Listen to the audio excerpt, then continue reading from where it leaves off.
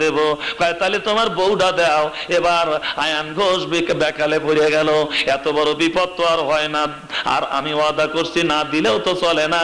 ওই কৃষ্ণর কাছে রাধিকাকে দিয়ে বলতেছে, এতদিন তুই ছিলি কৃষ্ণ, আজকের থেকে তুই হলি হরে। হরে মানে হরণ করা, তার মানেই হলো কারিয়া নেওয়া। আমার স্ত্রীকেও শেষ পর্যন্ত তুই কেড়ে নিলি। তুই প্রমাণ করলি যে আমি আসলে আগেও লুচ্চা এবং পরেও লুচ্চা। হরে শব্দের অর্থ হলো লুচ্চা। আর শোনেন, এবার রুচির তো মানুষের অভাব নাই।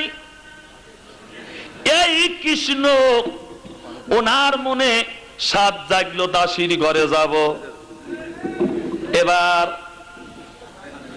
দাসীর ঘরে কৃষ্ণ রাধিকা খুঁজে পায় না।